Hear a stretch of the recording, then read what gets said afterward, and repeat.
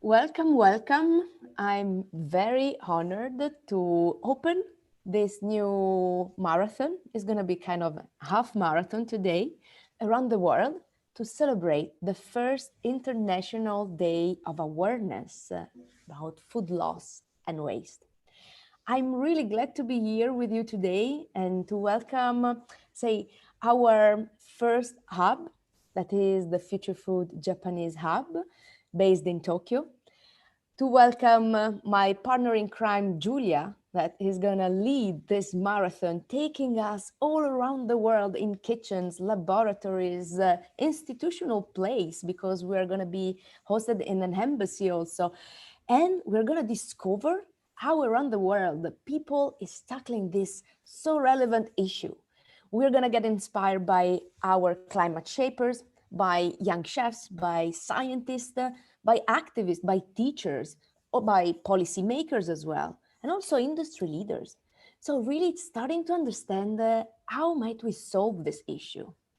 The issue is huge because, as you know, every year in the world, we waste 1/3 of the food that is produced. And when we talk about 1/3 of the food, we have to think about the 1/3 of the incredible number of resources that are used to produce food: water, energy, labor. And then we live in a world where still there's people dying for hunger. There's still people that don't have access to water. And there are people that are feeding themselves in a wrong way. So we need really to rethink the complexity of the food system. And it's something that we can only achieve starting from the last one of the Sustainable Development Goals. That is the Sustainable Development Goals number 17, Partnership for the Goals. And this marathon really wants to highlight the need of creating partnership and facilitate multi-generational collaboration and multicultural collaboration as well. So this is the reason why we decided to start from Asia, because of course you are the first one seeing the sun rising up in the sky every morning. And we want to start the marathon together with you guys. So now I'm going to leave the stage to Julia and to Chris and to our friends based in Japan. And I'm going to run to the European Embassy in Rome because in 2 hours, we are going to start our live session here at the embassy. Good luck for this marathon. Julia, see you on the road. Ciao, guys. Thank you, Sarah. Thank you. See you later. Welcome, everyone. I am super excited about today, sitting here for 8 more hours and basically introducing you our ecosystem, starting from Japan, as Sarah also said.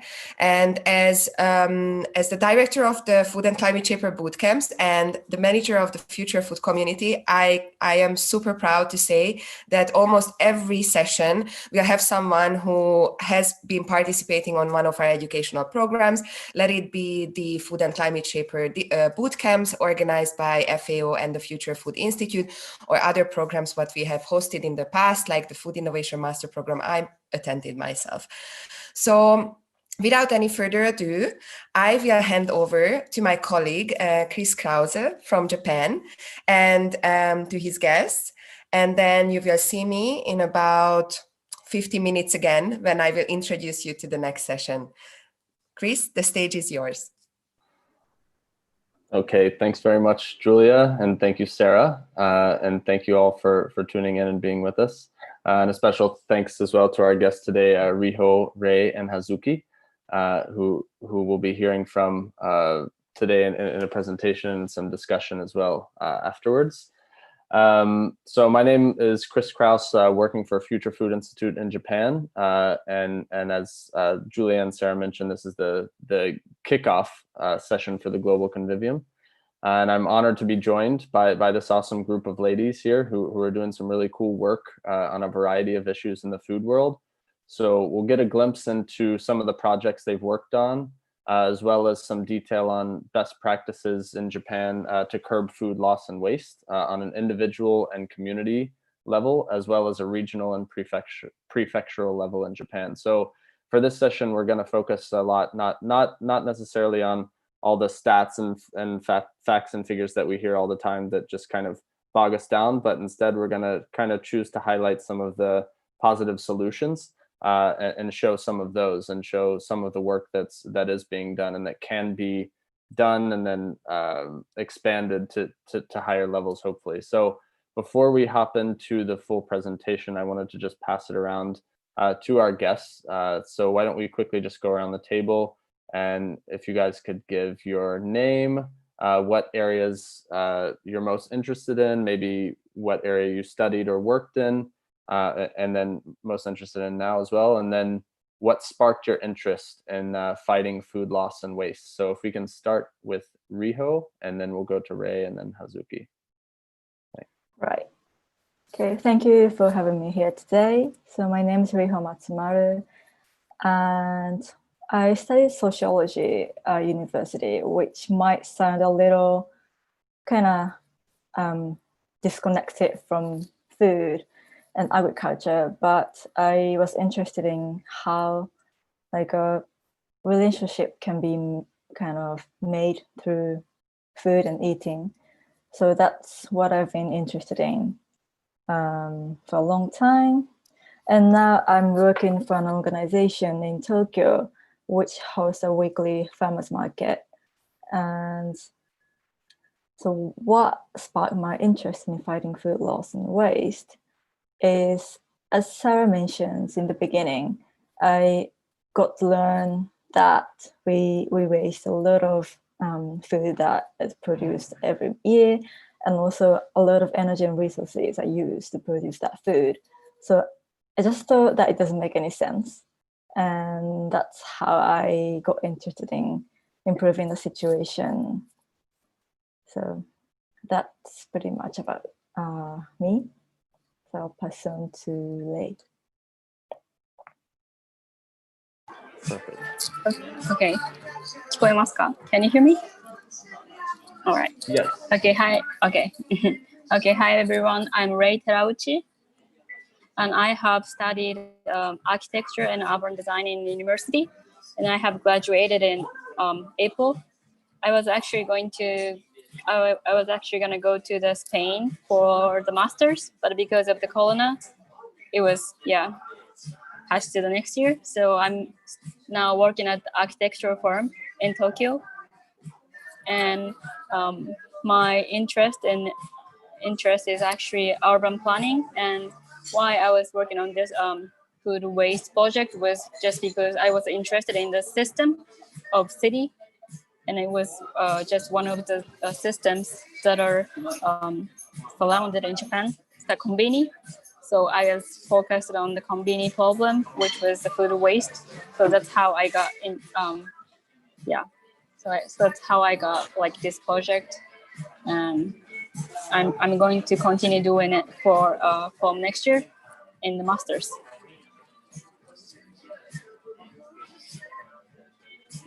Perfect. Thank you, Ray. Okay, hope you guys can hear me. Hi, everyone. I'm Hazuki. Hi. Hello.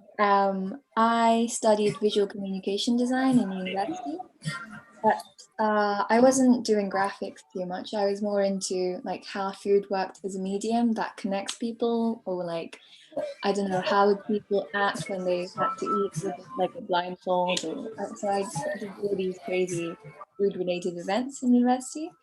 And I work currently in a catering company in Tokyo. And what sparked my interest in tackling food waste is, I would say, I was doing an exchange to London, and there was this very ordinary bin, but in Japan it's either burnable or non-burnable. And instead of that, it said landfill. And that really, I think, got me. Like, you know, usually we don't see how our garbage ends up, but with the word landfill, that really was a trigger, I think. So, okay, thank you. And let's get on to the presentation then. Cool. Thank you guys very much. Okay, so now we'll dive into the presentations from you guys. And and we'll learn a little bit more about the wonderful worlds of composting Combinis, aka convenience stores, which if you've never been to Japan, you should know convenience stores are all over Japan, and actually a big part of the food system in Japan. So we'll learn a little bit more about that, and learn more about a super cool zero waste town in Tokushima Prefecture. So let me just share my screen here. Just 1 second, please. We'll get to the presentation. Okay. There we go.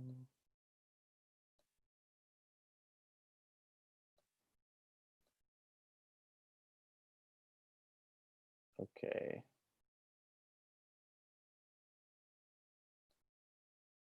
So I believe we have Riho kicking it off first. Yeah. Okay, so shall I start now? Yep. Right. Yeah, go for it. Yeah, so as I said in the quick intro, I now work for the farmers market in Tokyo, but as well as that, I'm involved with several like food related or like waste related initiatives in Japan. And among them, I thought one is really quite relevant to today's topic. So that's what I'm going to introduce to you today. Next slide, please. Okay, so the initiative is called Gomi Zero. It's written as 530, but in Japanese, it can be also read as Gomi Zero. And Gomi means waste and rubbish, and zero is obviously zero. So it doesn't focus exclusively on food waste, but they aim to reduce waste in general. And as you can see in the photo on the left, the initiative is composed of quite young men and women who are interested in waste issues as an individual or as a company. And we're based in Shibuya, Harajuku, which are quite like the shopping area, a busy area of Tokyo. And Gomi Zero takes collaborative action, such as conference and collective action with shops in that shopping district in Harajuku, to revitalize the community in the city through reducing waste altogether. Right, next, please. Yeah. So Gomi Zero does a lot of different kinds of projects, but one of them that is related to food is this bread beer. And as you can tell from the name, it's basically beer brewed with bread. So this was made in collaboration with a famous bakery owned by a Michelin 2-star chef called Bricolage Bread and Company, and a popular brewery called Anglo-Japanese Brewing Company in Nagano Prefecture. So it started when the chef at the bakery was wondering what to do with surplus bread that had otherwise gone to waste, but they used finest ingredients and they didn't want to just throw it in the bin.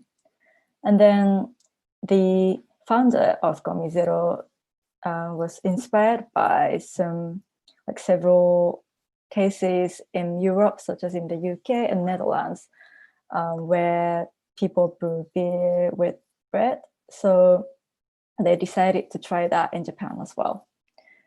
And as of May 2020, 170 kilograms of bread was saved from the bin because of this project. Okay, next please. So what's great about this project is that, like everyone loves beer, and even though when you say food waste or zero waste, it might sound quite like a big problem that you can't really do anything about. but by making this beer, people gather to drink it out of curiosity, and they started learning about food waste issues in Japan and the world. And also because there were famous bakery and brewery involved, there was some media coverage, which also sparked conversation on the internet. Right, now next, please. So that was one of the projects that we have done as Commissione, and now I'm introducing another one, which is community composting. And this is not done by Commissione as a whole, but it was run by a corporate, a partner company of Commissione. And when you think about reducing food waste at home, one of the easiest ways to do it is to compost your food scraps. However, when you start doing it, you realize that it's actually hard to use all this matured compost for your garden or something like that. And also, you might not understand when is a good time to stop putting your food scraps in, kind of go on to the next maturing stage. So this community composting project is designed to solve these problems when you start composting. And next slide, please.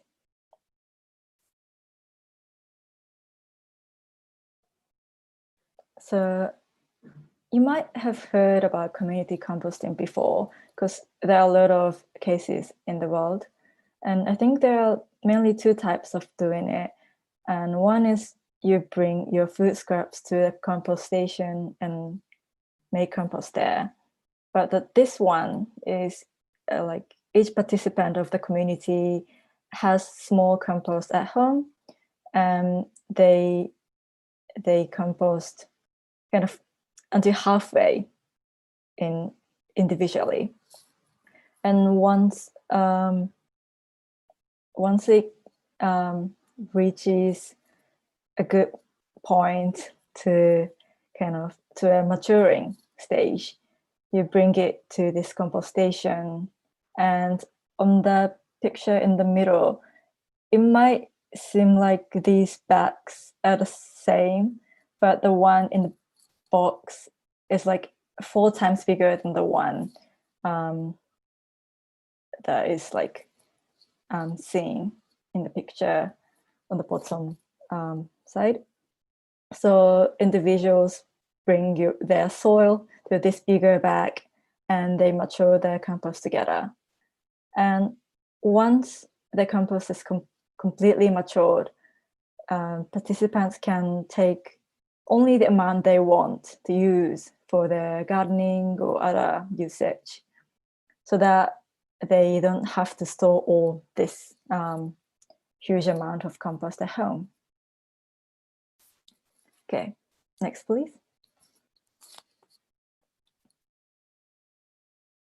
Yeah, I have a few comments, and one says that it feels like a pet. Yeah, I totally understand that, because it starts to like warm up, and it's really amazing to like kind of feel like it's connecting the city or like small home to the nature. So it's such an interesting experience. And are we okay with the right? And as I said, it's such an effective and easy way to nurture the soil, make compost as a community, but also it strengthens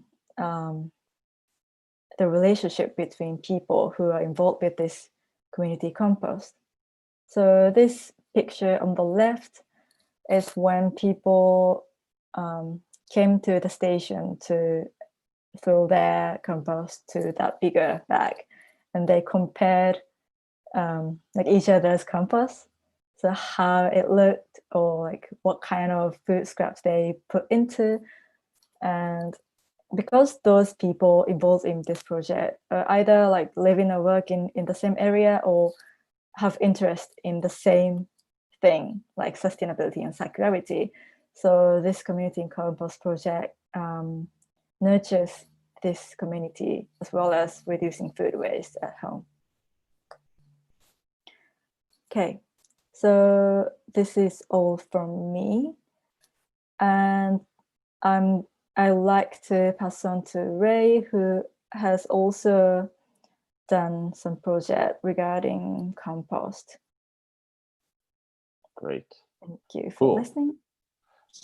Thanks so much, Riho. And just to give a quick intro here, Hazuki, I think, will also be interpreting for Ray. So Ray's going to be presenting in Japanese, I think. No? and Hazuki will be translating. So cool. And we're super excited to hear what Ray has to tell us. And thanks again, Riho. Okay. じゃあ始めます。はい、私が大学の卒業プロジェクトでやったことについてお話しさせていただきます。じゃあ次のスライドお願いします。The next slide, please. このプロジェクトのきっかけは、イタリアのスーパーで期限切れのサンドイッチが普通に売られているのを見たことでした。で、欧米ではこのような実践がされている中で、日本では当時、恵方巻きの大量廃棄が問題になっていました。では、そのような対比がある中で、どのような背景の向き合い方を考えるべきなのかと思いました。サンドイッチを見たことから食品廃棄にフォーカスをして、その背景にある社会的構造を読み取ろうと思いました。Okay, I'm going to translate that. So this is all her graduate project from her university, and the beginning of it all was when she went to Italy on holiday and she saw these 50% off sandwiches, which were like maybe past the expire date. But at the same time, I think in Japan, there was massive food waste regarding like seasonal food. So maybe if there was like a festival, there would be tons of sushi rolls, and then they would all get discarded when they weren't sold. So she wanted to find out the background, the background of the whole system of this food waste, and that's how it started. Next slide, please. はい。で、現状コンビニでは企業が他店舗との競争のために各店舗にたくさん発注をさせて廃棄が出てしまっています。で、その廃棄が豚の餌になり、それを食べた豚が再びコンビニのお弁当になるというような、廃棄が廃棄を生み出す利潤が永続的にコンビニ企業に向かうような仕組みができています。で、コンビニっていうのは、日本の都市どこにでもあって、このような店構えをしていて、Can you go to the next slide, please?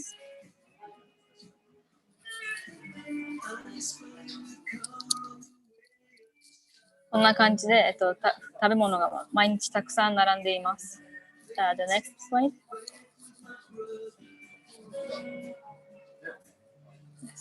で、そのような構図に疑問を持って、廃棄を食料が必要な人に再分配できるようなシステムを作ろうと最初は思っていました。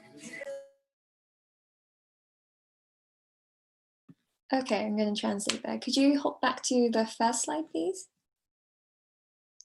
With the convenience store, maybe?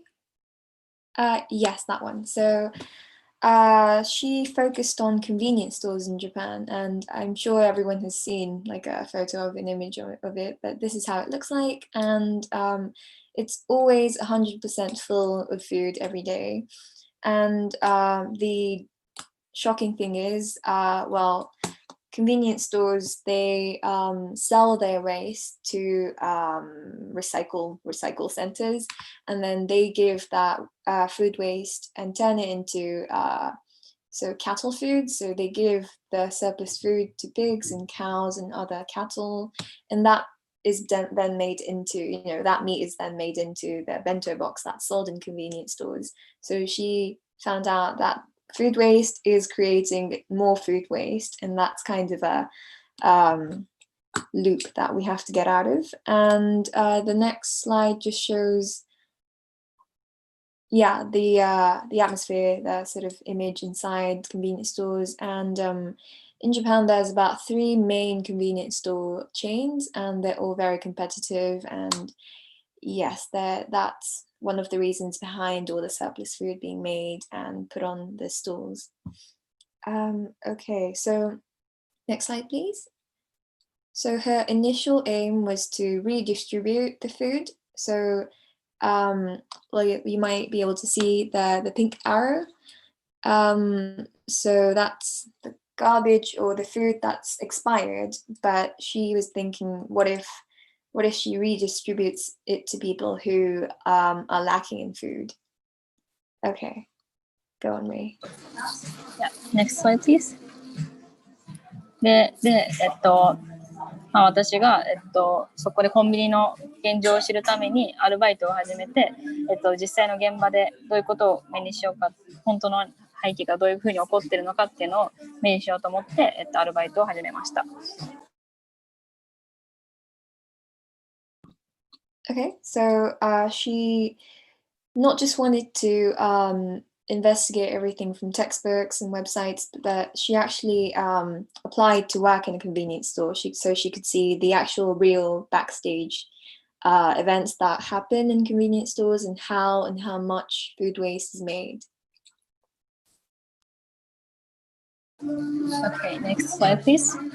で、写真でも分かるように毎日このくらいの量もっと出てるんですけど、毎日このくらいの量の廃棄が出ていて、でこれが当たり前のようにバックヤードに置かれている現状に改めてすごく驚きました。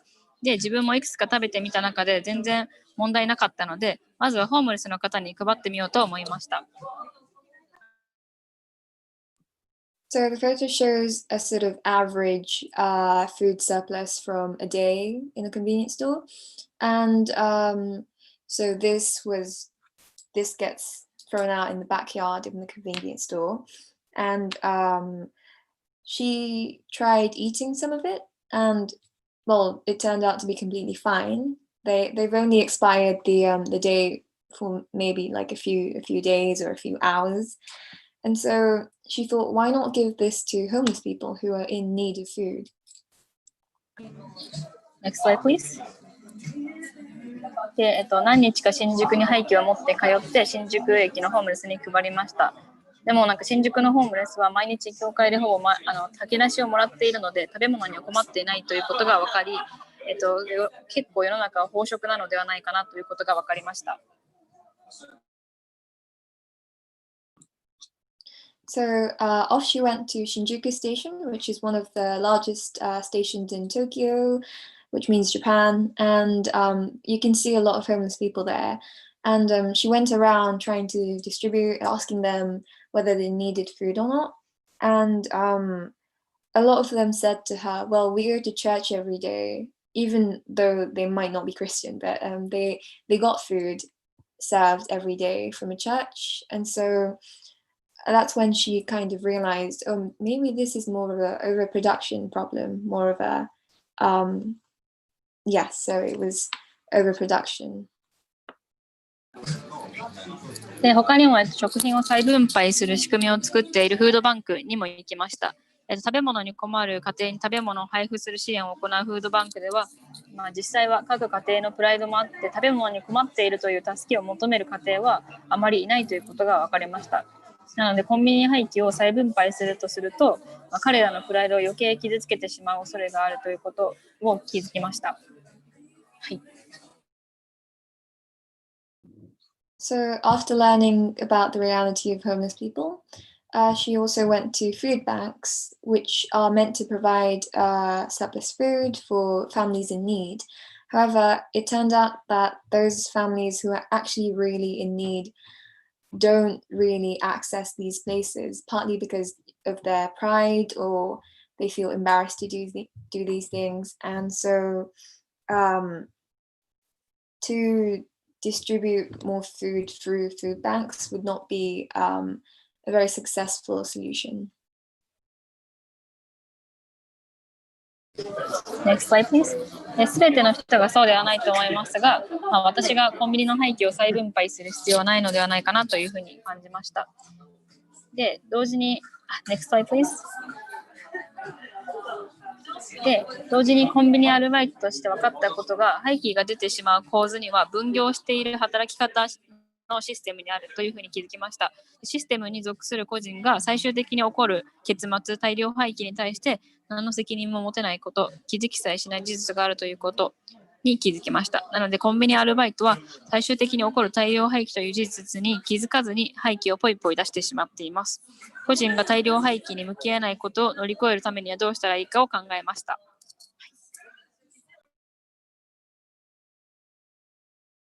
Okay, so she does understand that this is not every case, but in her personal experience, she found no good in distributing the food, the surplus food from convenience stores.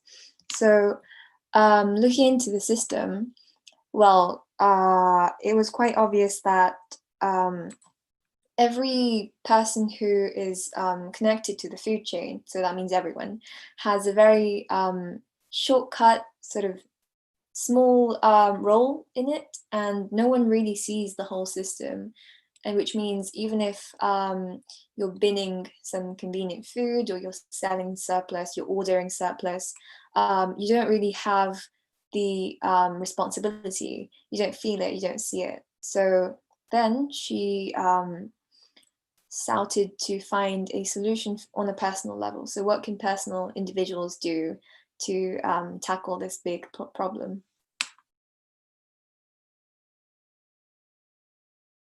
Next slide, please. で、その時再分配ではない他の循環を考えるために山口県にある岩井島という場所に行きました。で、ここでは毎朝住民が集めた生ゴミを豚と牛にあげています。岩井島では自分の身体と土地のつながりが一つ続きに循環していることが感じられました。はい。So when she was thinking of an alternative to redistributing food, she went to Iwaishima, which is in Yamaguchi Prefecture in Japan.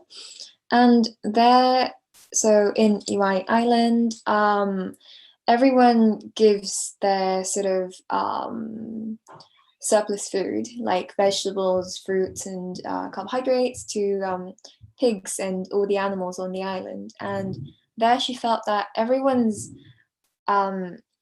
who lives there is sort of physically connected to wildlife, and they're in that cycle very organically. Next slide, please. で、人間が食べ残したものを豚が食べて、その豚のうんちが土に帰り自然のコンポストになります。その土で野菜を育てて食べる分だけ収穫している。また食べ残したものを土に返す。で、人間の、うんちを土に返すコンポストも設置されていて、このように岩井島では循環ができていました。So not only was it pigs who helped plants grow, it was also there was also so human toilets that would use the resources, very precious resources, to feed the soil, and that all contributed to farming here. はい、Next slide, please. で、土を中心にしたその循環を目にしたことから、都市でも、その循環、身体と土地のつながりを実践できるのではないかと感じました。そしてコンポストに興味を抱き、家に帰ってから自宅で段ボールコンポストを始めました。自宅で出た生ゴミとコンビニでもらって食べなかった廃棄を入れ続けました。はい。So after seeing this soil-based, so soil being in the middle and the start of everything, she wondered if she could do this in her own city life. And so she started composting. That's a cardboard box compost. And so she put in all the household litter and garbage, and also what she got from the convenience store into that compost. Next slide, please. で、これを続けた結果、コンビニ店舗でもこのような実践を行うことができるのではないかと感じました。で、コンポスト作りに必要な材料はすべて店舗や地域で手に入れることができます。例えば、分解促進に有効な米ぬかは地域の米屋などからタダでもらうことができます。土はその辺のものを掘り返して使えます。材料を手にするときに地域のつながりや共同体意識のようなものも再構築できるのではないかと思いました。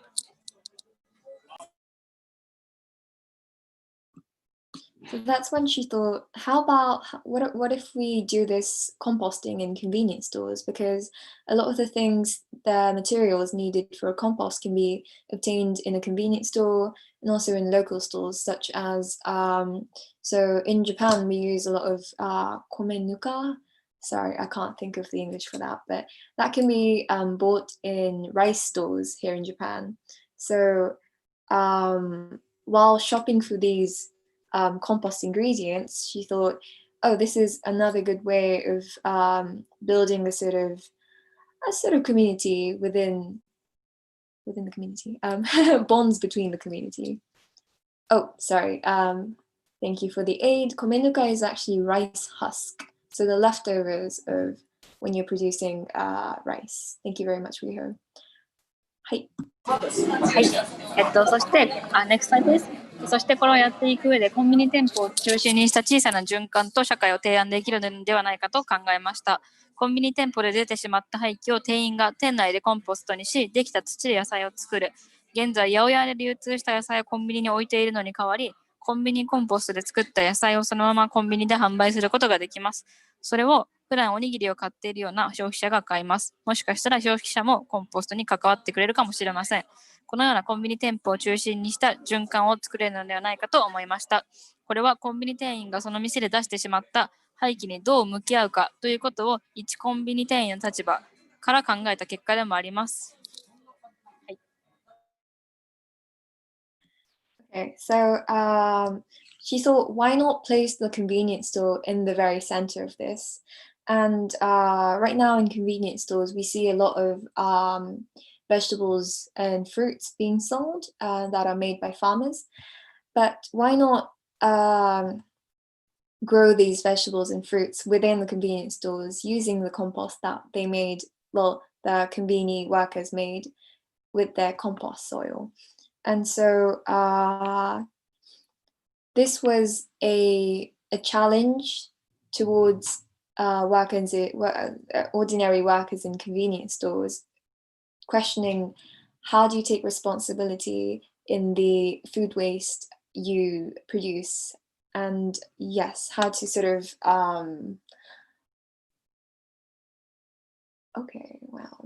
how to change that into a very positive bond, a positive flow with the convenience store right in the middle of it. はい。Thank you. Next slide, please. で、実際にこれを今働いていたコンビニオーナーと本社の方に提案をして、前日に出た廃棄を土に返すワークショップを行いました。Next slide, please. で、廃棄をアルバイトに渡すことは現物支給になるので脱税にもなるので店舗内で食べないといけません。そうすると全ての廃棄を消費することが難しいコンビニの現状に対してアプローチできるコンポストは有効でないかという意見になりました。はい。Okay, so the previous slide, please. This photo shows, it's actually a video of Ray and her store manager, the convenience store manager, and also, I believe it was 7-Eleven, sorry if it was different, but a worker from the company itself came and they had a bit of a discussion. And next slide, please. Interestingly enough, it's illegal for workers to take home their surplus food because it leads to not paying taxes in a correct way. So the people from the company also agreed that composting is the best to make use of the food waste there. And this is the video of when they were having a workshop of making compost out of the food waste they made the previous day. Okay, next slide, please. で、そして全国的にこのような実践を行うことができるかもしれないという可能性を目の当たりにしました。で、これを導入すべきという立場ではなくて、ここからどのような議論を発展させることができるのかを今後は私は期待しています。そしてこのような社会の問いや提案は社会の中で発表するべきだと思って中目黒で個展を行いました。Next slide, please. これが、私がやった個展の様子です。はい、お願いします。So, she contemplated the possibility of doing this in a nationwide scale. But of course, it's not for every store, and of course, it's not for everyone. So, but she believes that the conversation that comes out from that is very valid. So, in order to present that a lot wider than just her families and friends, she held an exhibition in Meguro. And Ray, if you can talk a bit about how art has come into this, because I believe you've painted some things, and so just wondering how art maybe plays a role in this. なんだろうな。で、なんか、アートは訴えかける力が、すごく持っていると思うので、そういった力を私は借りたと思ってこのプロジェクトを発表して個展にしました。で、実際に本当に実装するとなると、多分アートだけではいかないということもあるので、その時はデザインというような手段を使いたいというふうに思っています。Okay, so she believes that art has the power to question ordinary things, and however, in order to actualize things, it can't just be art on its own. So in that case, there has to be a bit of design and engineering and other people and other elements. But art was the start for this. Next slide, please. そうで、これがその時の中の様子で、Next slide, please. で、今、私雑誌を出版してまして、ここに今のプロジェクトの様子がもっと書かれているので、もしよろしければこの QR コードからお願いします。以上です。ありがとうございます。Thank you. So the previous slide was just an image of the inside of the exhibition. And not only does she do exhibitions, but she's, can I say published? But she's written 2 magazines. And this, I believe, is the QR code to the latest of her zines. So if you're interested, please do check it out. Thank you. That was all from Ray.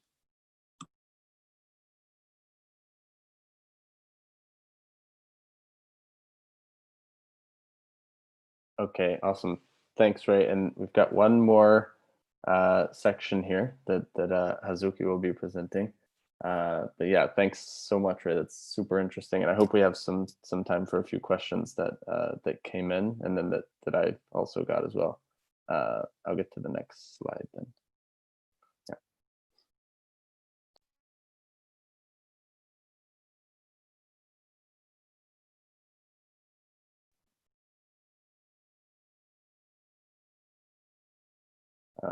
Hazuki, can you hear? Oh yeah, sorry, Chris. I can't seem to see the reader's notes. That would be on your computer. Yeah. Oh, okay. Yeah, so just open it on yours. Yeah. Gotcha. Thank you. Okay, so are we on the Kamikatsu Zero Waste Declaration slide? Yes. Okay, great. So I'll just be talking about what came to my mind when we were talking about zero waste, especially in terms of food. So let me just introduce to you Kamikatsu town, which is very far from Tokyo. The only person who's visited this place out of us is Riho. So I got some information from her as well. So it's a very nature-friendly, very rich in wildlife sort of place. And this place was actually the first place in Japan to declare zero waste as a goal for 2020, and where the government actualizes these policies. So it's a very small town with a population of about 1,500.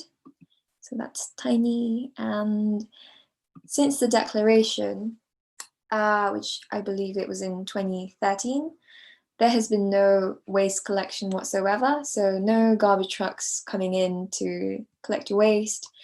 And instead, all the raw waste, so, I say raw waste, but I mean the burnable stuff is made into compost.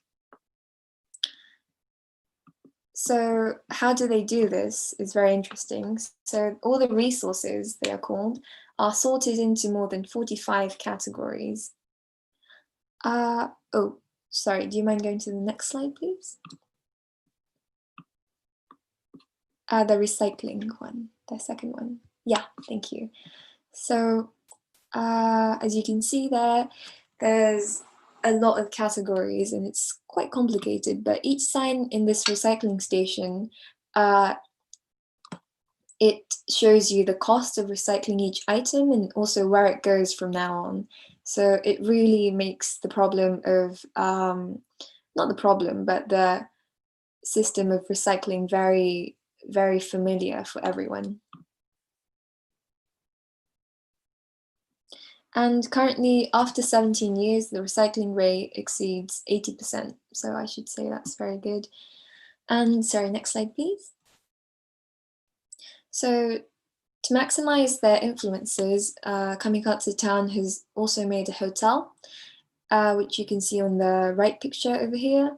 And of course, it's made of very well-considered materials, such as surplus wood from the mountains. And so outsiders can stay, tool, and also experience all the sorting out of garbage. And next to it, there's also a cafe that sells bulk food as well. Next slide, please. So this is some information I got from a friend who was actually working Kamikatsu. So when Kamikatsu declared zero waste, the very first thing they did was to investigate what types of waste there was. And they found out that 1/3 of the waste was actually from the kitchen. So food waste, kitchen food waste typically has a lot of water in them. So it's very expensive to burn. So composting was the best solution here. So in 1995, the government supported residents so they could buy electric composts. And I think the domestic composts is on the picture on the right, the black one, that looks quite smart. And the government aided residents so they could pay only about 10,000 yen, so which is about 81 euros for one of these. And the picture on the left shows an industrial one. So that's also used for maybe restaurants or factories. And lastly, the future. So Momona, my friend working there, we asked her, so what is to come now? Because 2020 was actually their goal for zero waste. And she has told me that there has been talks around making more goals for 2030, pardon me. But she also said zero waste is not the ultimate goal. Zero waste is only it's only how to get to a happy, sustainable lifestyle, and it's not a goal. And sorting out the garbages into 45 categories is quite a burden, especially because most of the population, this can be said for everywhere in Japan, but most of the population is maybe over 60 or 70 or they're the elderly.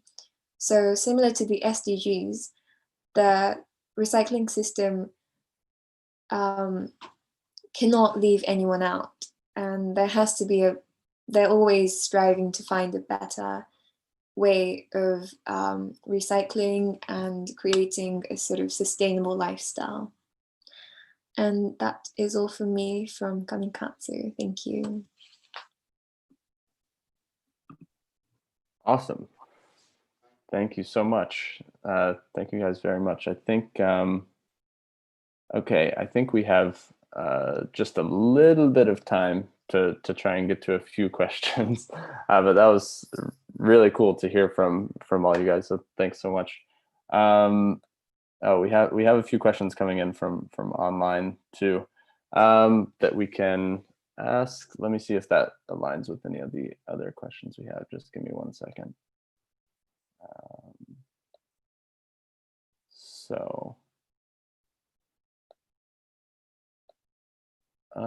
Yeah, we'll go with the online questions. So there's a question that came in that is asking, is it all right for brands to sell expired foods? As there a threshold for such goods? And how much of a role do government food laws play when it comes to decision making of such a category? So, you know, any of you guys can feel free to answer. I think Ray will have some good info on this, as well as Riho and probably Hazuki as well. But yeah, in terms of brands selling expired foods in Japan, so similar to the Italy example that that Ray mentioned with the markdown sandwiches, is that even possible in Japan that you guys know of, or is this not possible? Apparently, it's not illegal to sell expired food, but if like customer buys that food and has some health problems with it, then like that's when I think the company is charged or something like that. Okay. But I don't think I've ever seen expired food sold in Japan. Have you, Hazuki? I've seen vegetables and fruits. So in some supermarkets, there's an area for kind of expired, a bit brown looking apples, or they can somehow do that for vegetables and fruits because they don't have a very concrete expiry date. But otherwise, I think it's a big no-no. Should I translate the question to Japanese? Would that be easier for you, Ray? 大丈夫です。大丈夫。日本では法整備がなってないのでそれができないっていう風になってて、特にアメリカとかはビル・エマーソン法っていうのがあって、それが、その例えば廃棄食品を渡した人がもしその廃棄食品が腐ってて食べた人が病気とかになっちゃっても、まあ、そのあげた人が責任を負わなくていいっていう法律があって、なので、その廃棄食品とかを配ることができています。でも日本はそれがなくて、例えばあげた人、廃棄食品を配った人の責任になってしまうので、まあ、企業がやりたがらないっていうのがあります。わかりました。訳します。So in Japan, there aren't laws that support that. So interestingly enough, in the US, there is a law which I didn't quite get, but there's a law that makes sure that the person giving out or selling the food doesn't get responsible, even if the person who bought the food got sick or didn't like it or whatever. But in Japan, it's always the seller who has to take the responsibility. So it's quite hard to actualize here. Okay. So it's more the seller taking responsibility and less of a government mandate, but kind of more on the business from what it sounds like. Yeah. Okay. Cool. I want to ask some more questions, but I think we're going to have to unfortunately hop over to the next session most likely. But thank you guys, again, so much for joining, and we're gonna hear from Julia here to kick us over to the next session. But again, thanks very much, Riho. Well, I won't kick you over. And, thank you so much. It was very nice. I wish we would have those bags for composting in Berlin. I must say that the local company BSR is doing a very great job with organic waste. Yet it's very annoying when I do my job at home and then I bring it down to the composting bin and I see that my neighbors don't really understand that you don't put plastic in those bigger bins. So I will actually recommend, maybe I will share them the recording of this this session, because they are pretty much progressive. So maybe we can have, and the bags, they are well designed. I would not mind traveling with that on the subway. And in terms of the expired food and how to sell it, so in Germany, we do have a few supermarkets who are specialized on selling expired food, or food which maybe the packaging has been damaged, and that's why it never actually made it to the supermarket shelves. And this, my first question when I visited them was also, so how can you make this, and why are other supermarkets not selling the expired products? And that's literally the fact, if you are taking that responsibility or not. So in that case, they do sensory tests, because that's the other thing what we completely forgot, right? Best before dates are made to make sure that these health problems are avoided. But then at the end of the day, they try to taste all of the products, and that's how they are sure that they can put it on the supermarket shelf. And later today, in about an hour, we will also have someone on the session, so I recommend you to follow us live, who actually developed a smart label, which is showing the real expiry of the products. Now, these labels are so far developed for milk and juice products. And I think the last time when I talked to her, they were already working on meat packaging as well. So I recommend everyone to follow the live sessions. And this is what we forgot to tell at the very beginning. So these sessions are live broadcasted on 3 different channels, on the Future Food channels, YouTube, LinkedIn, and Twitter. Please feel free to post your questions, as Gian already did on YouTube. And I would like to thank the Japanese team for this really inspiring session. And I can't wait to, at one point, visit, especially our Kiyobashi Living Lab, what Chris is leading, and then hopefully connect with you and see all these solutions fighting food waste with my own eyes. Thank you. Thank you. And now we are handing over to a wonderful team of 3 ladies who actually are dialing in from 3 different countries, from Indonesia, Lebanon, and India. They actually met on our digital bootcamp this July. And they were part of they were a hackathon team, basically. So if I could ask the Japanese team to switch off their camera so we can hand over to the other team. Thank you so much. So Sarah, Radhika, and Amanda, if I can ask you to join me on the screen. Yes. Hello, hello. So nice to see you. Amazing. Before we go on with your project, I still need to mention one thing. So today's session, the Zero Waste Global Convivium, is actually run in a partnership with other European Commission representation in Italy. So besides the Future Food Institute, we have the E-learning Academy of Food and Agriculture Organization of the United Nations, the Zero Waste Campaign, Waste Watcher, and Last Minute Market, and the FICO Foundation, who are our partners to broadcast this 8 hours. At 10:30, I will actually take a break and hand over to Rome, where my colleagues are based, and they will actually broadcast a live session. But before that, I still have a few people to show you. So going back to Radhika, Sarah, and Amanda. So they were a hackathon team on our digital bootcamp, and funny enough, they decided to also fight food waste. And lost with their solution. So therefore, we thought that would be great to see how these ideas can be adapted to different environments. And well, without any further ado, I don't want to do a spoiler. I would like them to introduce themselves and then hand over the stage.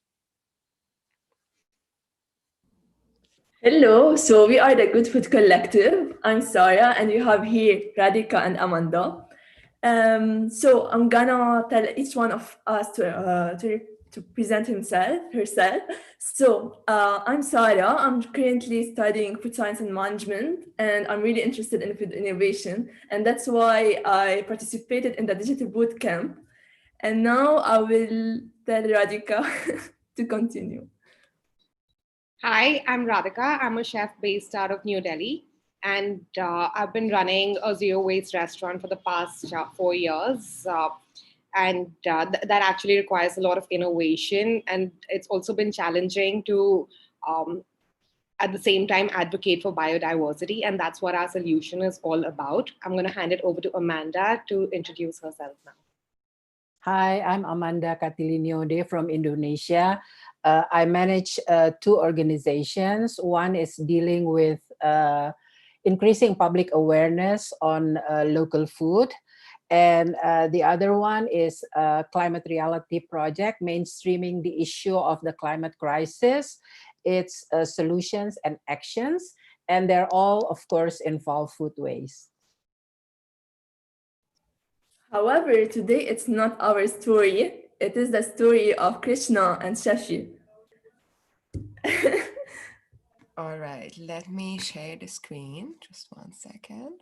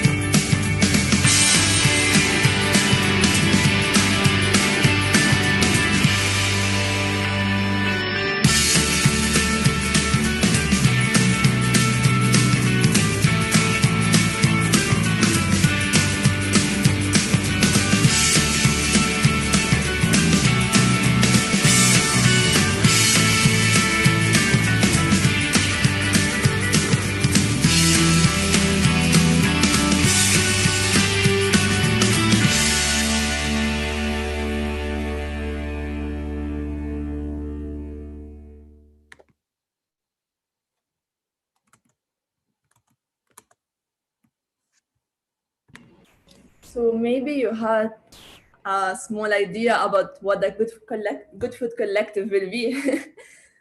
So is it possible, Julia, to go for the pitch? Of course. I just wanted to hear if you maybe have something else to add.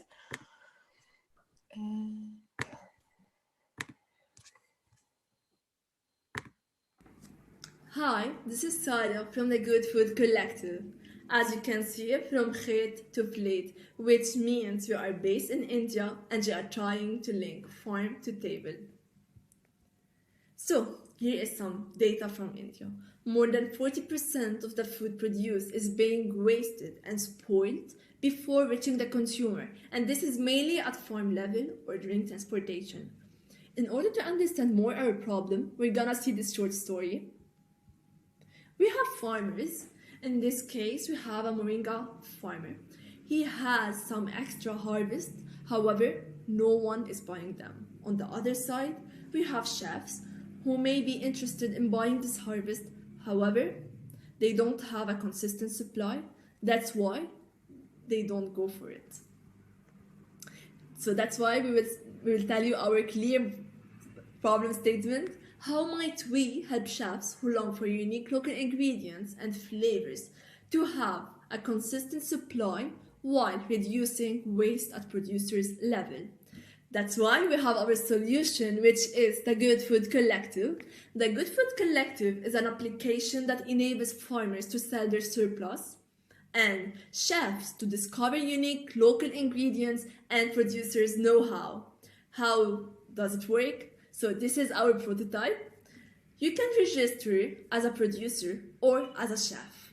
And for now, we are mainly based in New Delhi as our first location. We will be doing the job of the R&D chef. So we will be going to the farms. We will take real pictures of the farms and real pictures of the producers, and we will upload them on the application. So the chef at this point, he will scroll through the app and decide which produce he wants. So he will go and contact the farmer. So he can text, he can call, or he can even book a farm tour. At this point, they will decide the time period of the supply, the demand of the supply, which the chef will decide it, and the price. You can see another screenshot here, which is the meat new ingredients, for example. That's our unique proposition in our platform. So we will be letting the chefs discover new ingredients that they don't know about and like use them in order to create creative dishes. So this is a real example of what I was saying. We have Sne, which is a small-scale farmer, and we have Chef Radhika, which is in our team. So Radhika went to Sne and took this harvest, the extra harvest of moringa. And from this extra harvest, she did all these creative dishes, and she have now the ingredient of the month menu. For our need validation and impact sizing, you can see that in New Delhi we have 20,000 producers and we have 15,000 restaurants, which means it is a good market for us to launch our application. As for the value proposition, for the producers, their waste will become profit, they will have a new purchase network, and both of them will have an easy communication. As for the chefs, they will have lower ingredient costs and they will be able to create creative menus. So what we learned from the digital bootcamp is collaboration, community resilience, and transparency, and the three of them are included in our platform.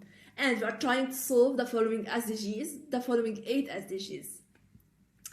For the financial sustainability, you can see the supply chain before the Good Food Collective and the supply chain after the Good Food Collective. You can see that the chef is getting this unique local ingredients at a lower price, and the farmer is getting profit from his waste. As for us, we will divide the commission on both the chef and the farmer, and the logistic will be paid by the chef. Our competitive landscape in India, we have Food Dusty and we have RML Farmer. However, none of them will do the same work as us. Our unique value proposition here is focusing on unique local ingredients and enabling the chefs to decide their demand. So from the interviews we did, we discovered that the chefs have problem from consistent supply. Farmers claim that there's a lack of knowledge from the chef's side about new ingredients, about local ingredients, but both of them agree that there is no communication channel between both of them in India. And here is some real validation also. We can see like screenshots from the Instagram page of Radhika, and we can see real chat between Radhika and the chefs, which proves our solution will work, hopefully. Our roadmap to launch. So basically, from now till December, we will be collecting data in order to build our application, our prototype, in order to sign testers and analyze the market. In January, hopefully we will launch it. In July, we will collect the feedback and acquire new users and analyze our profit and our market. However, in January, in our long term, we may be interested in producing new white label producers from the harvest we will be getting from the farm. So we will be producing white label producers and selling them to the chefs directly. So don't hesitate and join our movement. We ask you to help us reach more potential testers in order to test and refine our value proposition. And finally, this is our team. We have Amanda and Radhika and me. Amanda is our environment management star and Radhika is our culinary magician. So don't hesitate and contact us. We are from all over the world. Amanda from Indonesia, me from Lebanon, and Radhika from India. And each one of us is from a different background and with different skills. Thank you for having us. This was the Good Food Collective.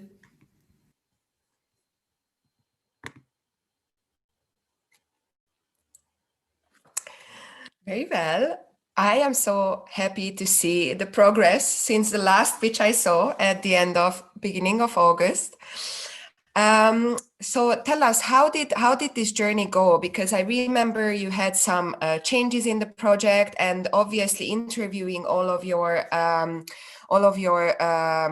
personas, so mainly the farmers and the chefs, made you identify certain things. What kind of changed the model a tiny bit?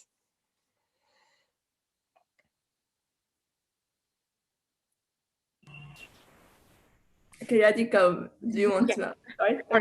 I'll answer. As you know, our first pitch was from the hackathon, so it was really, really raw, and we hadn't had a chance to actually speak to any other chefs other than me, and that was not good enough data. After the persona interviews, what we did realize was, as you know, Julia, in our first solution, we also had a commissary kitchen.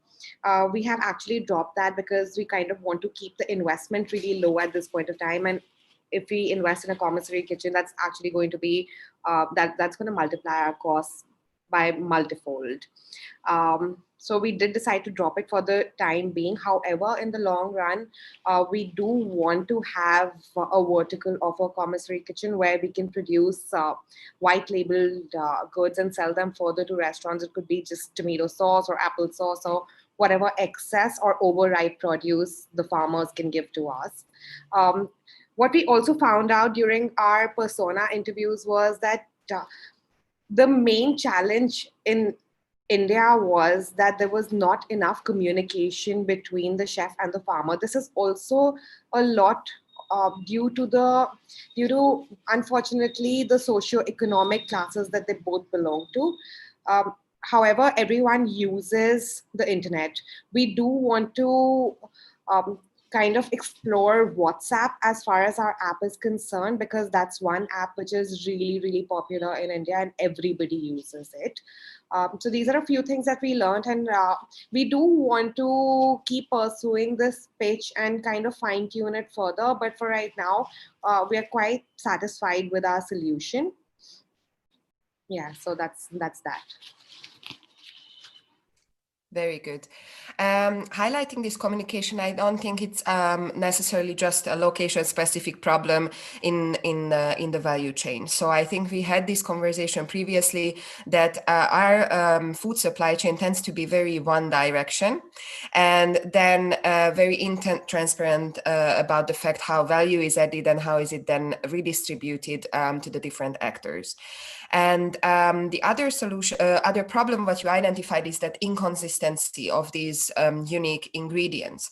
So now, if you create that channel where also the chef can communicate with the farmer, that gives the opportunity to farmers and chefs actually plan together, and that will also avoid basically ending up with having so much surplus.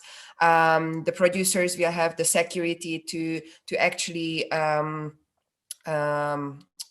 basically plan and be sure that whatever they grow is already have a market to sell it to, or even have, if you look at community supported agriculture models, that's how they work. So why could they not be applied for restaurateurs and farmers? So I am curious a bit. So you are based in India, and digital platforms make this possible for us, right? To connect and work together. Let me just ask. Yeah, exactly. Sorry. To connect. So Sarah, being based in Lebanon, bringing in another other skill set and experience, and Amanda being in Indonesia, do you think that this is something what you could also replicate in your own local context, or are you do you think that this will be only a solution for India? Yeah, Are you answering? Okay, sorry. Okay, so for the long term, we will replicate this model. However, for the short term, we are trying to test it in India since we have Chef Radhika there. But in the long term, yeah, we will replicate it in the Middle East, and especially in Lebanon and in Indonesia. But for now, we are just testing it in India. So our vision is to have this as an international solution. So when we are working on it, you know, finding a persona, doing the interview, we develop some questionnaires that we ask in each country about the problems and about the solutions. And interestingly, there are some commonalities of the need and the openness, either from the farmers and the chefs, of wanting to communicate with each other to find the best solution. That's great. And if you look at your context, because I know that India, in a sense of using apps for certain things, is pretty advanced compared to even Western countries where I come from, and connectivity seems to be also less of an issue than in the Brandenburg countryside. So if we look at Indonesia and Lebanon, do farmers also have the same familiarity to use these tools for their daily work? Sarah? Can I answer that? Oh, okay. I think, Julia, after PUBG, the entire world knows how to use every app. Very true. Yes, but if we think about the fact, we all know from consumer perspective or like user perspective, that we reach the point when people get saturated with different tools what they use. So when you tell them that they have to download something, it's like, oh, a new app again.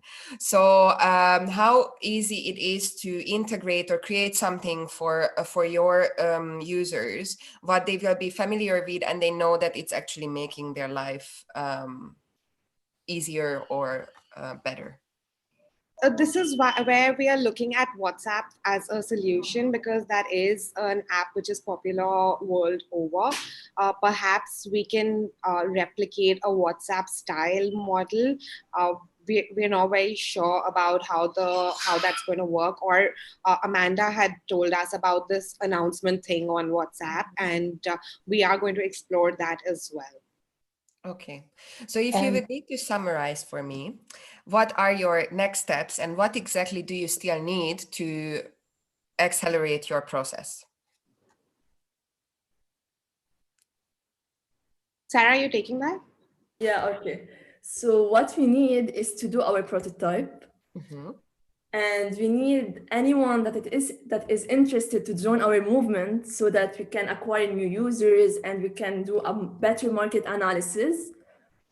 And yeah, so if anyone is interested in our idea, please contact us. And we are more than happy to talk to you more about this idea. Great. So at this stage, sorry. Yes, go on. We also talk during the process. We also talk about empowerment of the farmers, of using, you know, online platforms, because right now with the pandemic, everybody has to go into the digital activities. So there may have to be some empowerment program or education program, making it as practical as possible for the farmers. Very good. So this is a call out for everyone who is listening to us that the Good Food Collective team is actually looking for people to be interviewed or start prototyping with in order to reach their minimum viable product stage and hopefully scale this model at one stage. So we will now also need a lot of tech support because unfortunately, I mean, like we all brainstorm and we all come up with the best sort of solutions, but unfortunately, I think we're all kind of weak as far as technology is concerned. So in order to develop this prototype as well, we will need someone who with a strong tech background. Okay, so either you need someone with tech background to extend your team, or you need someone who already has a similar tech solution to partner with you, because that's also we learned it. I myself sometimes the hard way, that it's not always about creating exactly the same thing what already exists. And as the 17th SDG also said, partnerships are very important for reaching our sustainability development goals. So every tech company out there who has a platform for two-way communication between participants, please find the girls online, and maybe this can accelerate this project. So now, because we still have a few more minutes, and I can use the fact to talk to some of the climate shapers from the boot camps, I would like to use this time to maybe have one or two sentences from all three of you, because you attended the digital boot camp this July, to tell us what was your main takeaway, or why would you recommend the bootcamp to others, especially because the second batch will start on the 30th of October, and we are actually running the application processes now. And I will announce someone, so you don't need to wait for each other. So maybe Amanda, you want to start? Yeah, of course, the first takeaway is the network, because the bootcamp's mission is to have an international and intergenerational interaction. So that's really amazing. One takeaway is the network, of course, with people from different backgrounds and skills. And the second one is, of course, our connection with the Future Food Institute as the organizer. Even after we're finished with the boot camp, we can still seek advice from the Future Food Institute, as well as asking some questions, anything that we would like. And we always get response right away. And also the Future Food Institute is like a mother hen, keeping us under their arms. So that's what I like about the digital boot camp. Thank you, Amanda. Radhika? For me, I think community resilience is something which I really took away from the boot camp. Interacting with all the stalwarts was insane. Like the energy in the room sometimes used to be, like I remember there were sessions at 3 a.m. sometimes, and they were some of the most enjoyable ones, and I didn't mind staying up for it because I didn't want to watch it recorded. I wanted to be there simply because of the energy, and it felt so good that there are people across the world who are working towards the same cause as you, and that could light up your virtual room and of course meeting these two and making the Good Food Collective happen was insanely amazing as well. Amazing. Sarah? Okay, so for me, I'm gonna tell how I discovered the digital bootcamp. So I was like searching for masters, food innovation master, and then I saw the Future Food Institute. I was like, oh, there's a digital bootcamp. And during the first session, I was like, okay, what should I do here? I don't know anyone, but I can say at the end of this month, I met wonderful people, a wonderful team, which is the team of the Future Food Institute. And the sessions were really diverse, from the meditation, the reflection, to the when we did also the Convivium. So it was the climate super sorry. So it was really eye-opening on different discussions we discussed during the digital bootcamp. the way of thinking, the system thinking, the human-centered thinking. So we really need this kind of thinking in our life. And I believe the digital bootcamp let me discover new skills and new ways of thinking. So yeah, I'm so happy to have joined it. Thank you. So now, how we will go further? I already have a person in the room. Julia, I think you are the mother hen of the Future Food Institute. Thank you. Don't make me blush on the live session, please. So yeah, I must say for me, it's an incredible experience to have, we had 35 people from all over the world joining us, and they were literally part of my daily life, and some of them still stayed. And yeah, so I can't wait to broaden this network and then potentially connect these people to each other. This being said, I know that Sarah has other obligations, but Amanda and Radhika will stay with us in the background while I introduce the next speaker, who is actually from Berlin. And we connected with each other through one of the programs I actually did with the Future Food Institute in Berlin. And hi, Monica, hi. So basically, I attended the Food Innovation Master Program in 2018, and we went on a global mission. And the outcome of this mission was a series of books called The Food Shapers. And I really wanted to share all these experiences, what we had with my local community, because normally I'm based in Berlin. So we had this workshop series, and Monica joined the one about circular economy and sustainability. And that was the first time we actually connected and could talk a bit more. And that's when I learned about her project. Since then, and as I said, I am advocating for partnerships. There are different projects working towards food sustainability, but at the end of the day, we have all the same goals.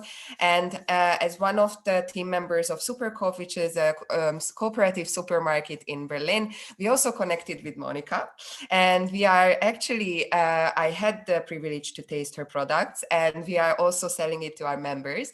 So I thought she is one of the best person to showcase here with her vision and with the project she has. I will give her the stage to introduce herself, and I think afterwards I have a video to share, right? Yes, hi Julia, thank you so much for having me. It's like a really amazing event marathon that you are doing today. I've seen a bit what's going on, and it's like really interesting, and a lot of great people sharing and talking, and it's great to see such a community of change makers, and that we want to change a bit the food system is here. So yes, shall I just talk a little bit about me and Roots Radicals, and then we jump onto the video? Yes. So I am from Peru, and I've been living in Berlin for the past 4 years now. In 2010, I lived also 2. And I have been a scientist. I have a doctorate, so I'm molecular biology and biochemistry. So I like had 10 years of my life dedicated to research and science. And then I really wanted to connect more to people and food, which was like my very big passion since I can remember, really. So sort of like the bridge from science to food was that I started to make bread, and I started to work with sourdough, and ancestral cooking gave me sort of like a key to a secret door, I feel, like after that, there was no return. There was like such an understanding to me and a link to food that was very different to how I saw it before that, like valuing our culture, valuing our past, valuing respect, and all of these things. So after that, I took some time in restaurants. I did a master's in a good school in San Sebastián in Spain, and then I was at Blue Hill at Stone Bars, which, I mean, Dan Barber is also like a very famous person working towards this transformation. So I worked with them for a while. Then I was head chef in Peru in a restaurant, looking more at Peruvian culture.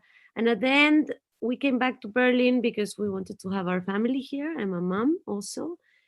And when I decided to start Roots Radicals, I knew that I didn't want to have only a restaurant, but I also wanted to have something that had a meaning to empower people into sort of like this same way that I found. No, so what we do at Roots Radicals is fighting food waste and using upcycling as our main focus. We work with suppliers along the food chain to work with ugly fruits and vegetables or discarded products to make our own products, and we upcycle them and we make food preserves. Food preserves that have this really romantic, nostalgic meaning. They are all sort of like, they all have a story behind them and which we want to communicate. And we also have a circular cooking concept, which means it's really interesting because I've been doing this for the past year, and it's like a really new way of cooking because every byproduct from our production has the potential to become a new product, and actually does. Sometimes, I mean, because we're a small operation still, we have to put some things to freeze or see what we do with them like this because we need some time to figure out everything, but it's a very creative process. And as an example, for example, we have a late summer relish that we do, a picalili that has corn, cauliflower, cucumber, and onion. It's one product, and it has like 6 new products coming out of it. We make a kimchi with sorry, I'm confusing the German, Blumenkohl, with cauliflower leaves. We make kimchi. We make with the cauliflower stalk and escabeche, which is a different product. We use the peels and the seeds of the cucumber to make juice. And last week we used it for cocktails, but our idea is to do like a sort of Moscow Mule kombucha, for example, and so forth, right? So waste doesn't exist.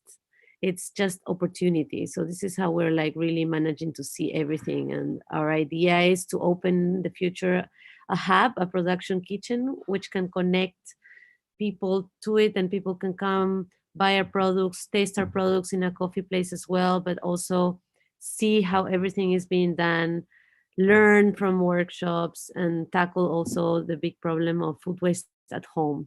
So this is a little bit what we do. Thank you so much. It was a very great intro. So I suggest I share the video now, and then afterwards we welcome back Amanda and Radhika on the screen, and we do a bit of a question round. Perfect. So let me share my screen.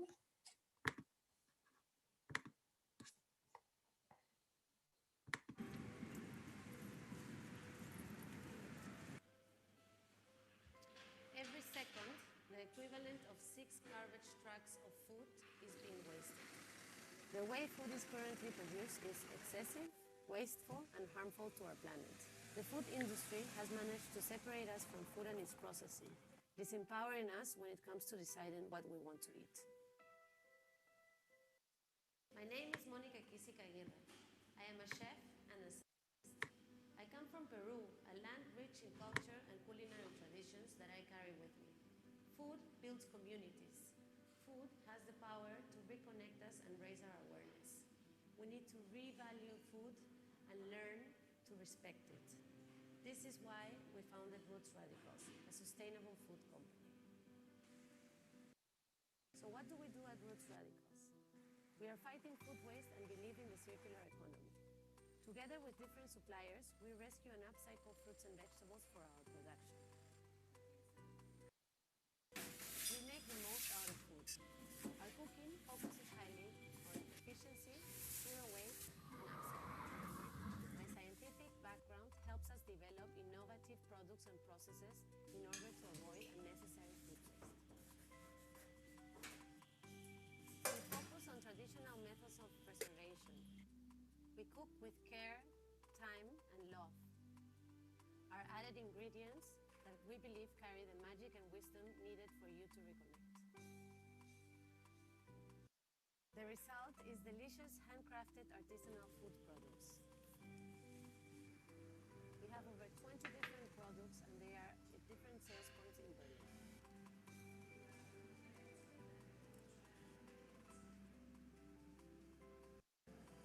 Our fundamental values are building a community, providing education, and being transparent. To our community, we offer different workshops on how to handle food waste at home and upcycle. It's a nice name. Instead of being just water and salt that we add, our own brine is the juice from the cabbage, which makes it more tasty and also has all the sugars needed and the bacteria needed and the yeast needed for the fermentation to get active. We are a young and creative team of 6 people, and we cooperate with different partners to make the best out of our project. This is why we joined Singa Business Lab to get guidance and business mentorship. We are now ready to make the next steps. Challenging the linear food system, informing, inspiring, and empowering our community. That is our mission. Now it's a time to change towards a better food system. Be part of that change.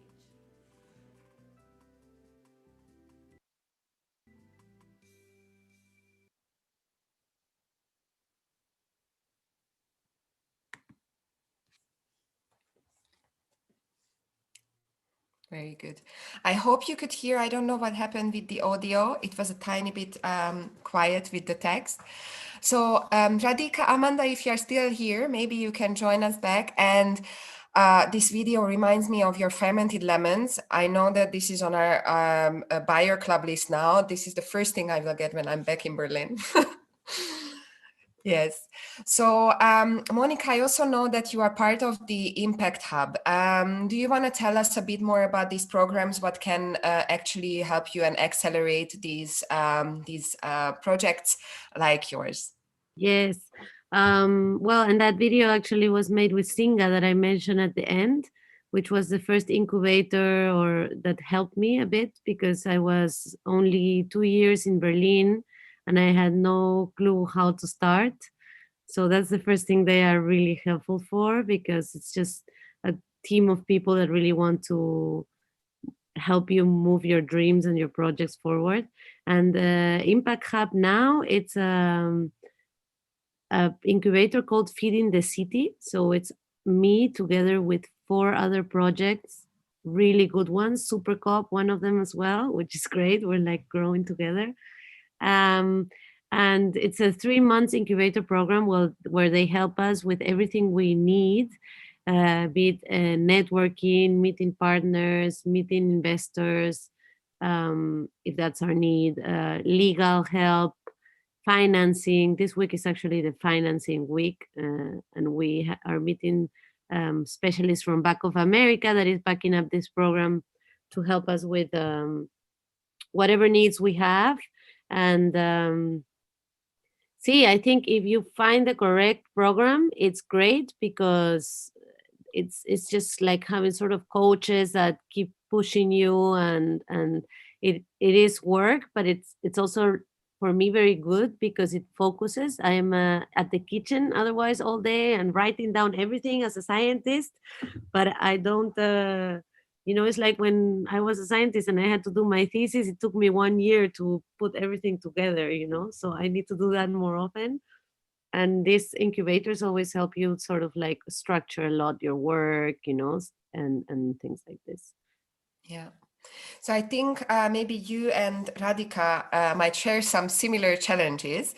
So maybe if you want to tell, so imagine that there are listeners who are about to enter this magical zero waste world. So when you started your businesses, what were the first challenges, especially when we talk about creating awareness amongst consumers and average people? Do you want me to take that, Julia? Yeah. So I'm not a scientist and I'm just a chef through and through. However, when I started my zero waste journey, it was something which was absolutely foreign to New Delhi. It was no one did it, no one practiced it. I mean, if they did and if they practice it, they did not amplify it. And sustainability is something which consumers, guests, find off-putting. They don't like to think that, oh my God, I'm eating waste. Or, what do you mean you're going to give me peels? And that's the kind of thing that they have. However, what happens in India is that this is already part of our culinary heritage, but it has not been documented.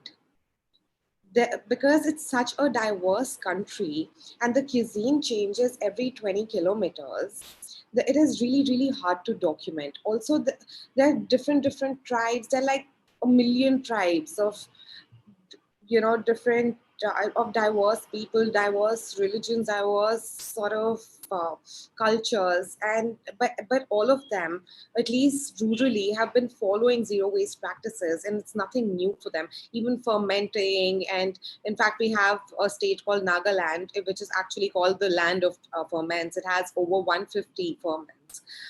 In fact, I was supposed to do a class with everyone from the boot camp, teaching them how to make one of the ferments, and that never happened because they didn't get kochi. but how I started in my kitchen was that I started weighing the dustbin every day. So, and I felt no shame in putting on a pair of gloves and taking out stuff from the bin and showing my team, which was, by the way, all men at that point of time, that this is edible, this is edible, this is edible, this is edible. Why are you chucking this? What is wrong with you? There are people who are hungry, and you literally have to go down to that grassroots level and you have to tell them there are people who are hungry and you are throwing good food. And whereas they come from such rich and diverse backgrounds, this is stuff which they already know. However, they feel like to appease the urban consumer, they have to present food in a certain way, or they have to sell it in a certain way, which ends up wasting so much. So slowly, I still do my dustbin checks, by the way, but the waste started reducing immensely. We started making dishes out of waste, which became profit. Like there's something called skinny chipping on my menu. Basically, it's chips made of skins. So potato skins, beetroot skins, carrot skins, any skins that we find, we chip them. We dehydrate or we put them in the oven. We have a zero waste kimchi, which is made with basically everything which would otherwise be thrown out. So peel, stalk, we make an onion skin salt. We make all our spreads, and all our hummuses are made out of things which you would actually throw out. So one of our spreads is a watermelon rind spread that goes into every burger and every sandwich. So and the thing is that it's also a lot of times it's due to the fact that a lot of people don't know that this is edible. Like maybe 5 years back, if you had asked me, can you eat watermelon skin, I would have told you, are you mad? How can you do that? But now I know there's a process and you can eat it. And it is good for you. It is good for you. It is good for the planet. What is so glorious about hurting the people, the planet? Nothing is. We have to do our bit. And these are the small steps we can take and advocate for, and hope that other people join the movement. You're on mute. So I feel there are definitely plenty of preservation methods, but we kept forgetting because globalization came, supermarkets got flooded with products, then we became a bit lazy. And my only question, and this is my challenge, so the easiest thing as like a normal person at home you can do in your kitchen, that you don't throw away your veggie scraps and you make a broth out of it, or you even can make the broth cubes. Yet, I mean, I cannot consume so much broth, like, because if I keep doing it all the time, at the end my fridge is either flooded with broth or my freezer is full with these cubes. So I think it would be nice to have like a regular like inspiration of what else can you do, because that was the other thing. Also the compost situation or conversation what we had before. As a household, I cannot use the compost I myself create. So how is a way to share that or redistribute all these, because those are resources, right? Resources what we feel like they are underutilized. I have a question for Amanda, because she is in contact with so many different people in Indonesia. How is it in Indonesia? Because I feel like there may be these methods and ancient models of using resources didn't disappear, and they were used continuously. So how do you see this shaping the local food system there? It's interesting what Radhika said, that traditionally we are using all kinds or most of the parts of either plants or animals. In our case, for example, in some areas, they're even using bones, animal bones, cow bones for some food, and also peels and everything. So traditionally in each area, because we have, I don't know, 3,000 ethnic groups or something, they have certain practices, but it's not widely informed around the country. And I don't know why our country is the second largest food waster in the world. So although there are lots of people who are still hungry, you know, you read the Sophie report. And then, of course, there are lots of ways to preserve food, like fermentation. They're also in several parts of the world. So bits and pieces, there are efforts to minimize waste or not even to produce waste, but not on a large scale. So, and then of course there are some people who are debating that it's different food loss and food waste. I mean, don't just put everything on face values. You have to consider culture and everything. But I really would like to know how could we make a concerted effort in really thinking about this issue. Yes, thank you. So if we think about community and local communities, how do you see that your projects had an influence on your immediate surrounding? I would love to hear that, because this is one of the things what we also advocate for and trying to encourage during our boot camps, giving tools to our participants to engage with their immediate surrounding, let it be their families or friends or other change makers or climate shapers. So Monica, can you do you already see some influences what you made on your community in Berlin? Yes, I mean, 3 weeks ago, we started at Markthalle 9. That is like a very important place in Berlin where community gets together. And this has been very, very good for us, because of course, like our end mission and everyone I think that works with food waste and awareness is to like get to the people. Of course, you have to make a product that is nice and that tastes good. That's like the ultimate most important thing, because that will convince them, but then understand what is behind the whole idea of there's nothing wrong with using with rescuing fruits and vegetables, as Radhika was saying. At the beginning there's like this doubt of where is this coming from, are you giving me rotten food or so forth, or the thought that using onion skins, which by the way I also make onion skin salt.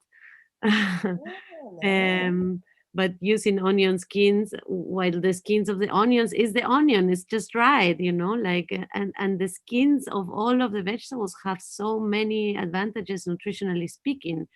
So I think it's like really important to, while they taste and see, that we can also inform them and let them know, this is not only about good for the planet, but it's also good for you, like this I find super important to like really understand that we are upcycling because it's edible, but because it's edible, it also has nutrition. So it will continue to give us something good, no? And when it's not, then we find other ways, like collaborations, right? Like maybe how there are so many products that work with coffee grounds to use them as substrate for mushrooms, for example, or to make coffee cups, no? And material and all of these other plenty of options that exist to use food waste as something else. But I mean, for sure, my family and my friends are loving the whole idea and understanding and learning how to also use this at home. And as you were saying, Julia, about the broth, I actually also gave a talk last week in the Zero Waste Berlin Festival, which was about circular cooking, right? And how can we sort of change a bit the chip on how we cook? It's not only about saving the scraps to make broth, but being creative and knowing the other possibilities that you can find.